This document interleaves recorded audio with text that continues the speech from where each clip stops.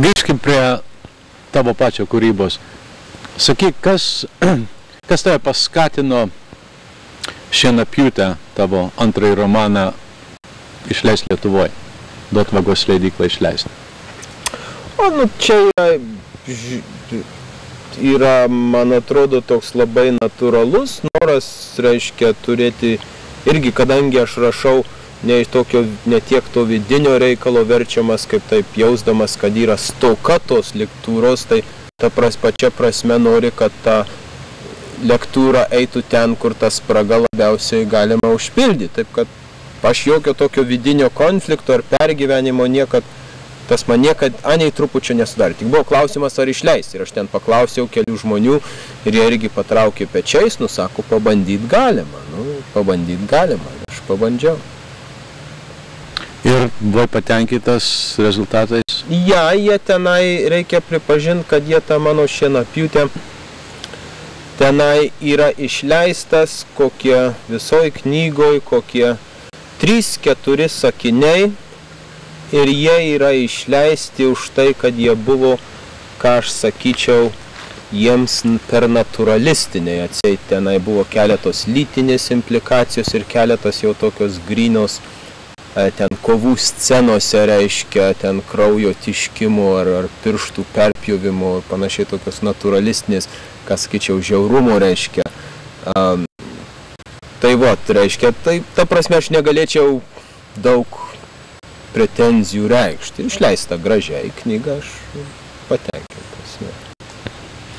Ir dabar tavo sekanti knyga Veiverių kronikos irgi Vagos leidyklos rankose. Taip? Nuo 72 metų. Nuo 72 metų jau. Tai ką, jie negali apsispręsti, ar jiem popieriaus pritrūko? Čia galima, čia daug spėlioti nereikia, reiškia tie suvaržymai ir padidinti varžtą ir taip toliau. Ir aš, žinoma, tas nėra per didelis akstinas kūrybai, bet aš ir per daug nepergyvenu, nes knyga yra tokia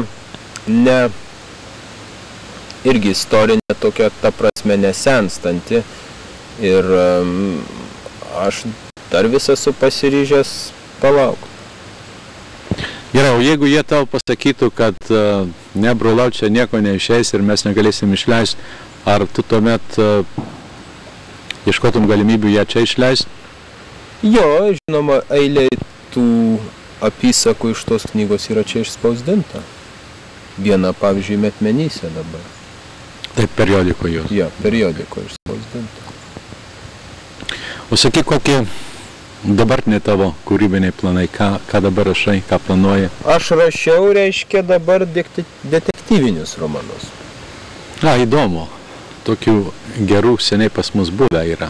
Kas Lietuvoje Dovydaitis tokius bando rašyti, ar ne? Lyg ir. Aš tokius, reiškia, jau klasikiniai detektyvinius atseit, reiškia, yra lavonas, yra, reiškia, sekėjas atseit, inspektorius ir, kai sakant, yra mįslė su komplikacijom ir jos išrišimas, reiškia, nėra gilių moralinių, reiškia, problemų sprendžiama, reiškia, yra grynai pramoginė literatūra.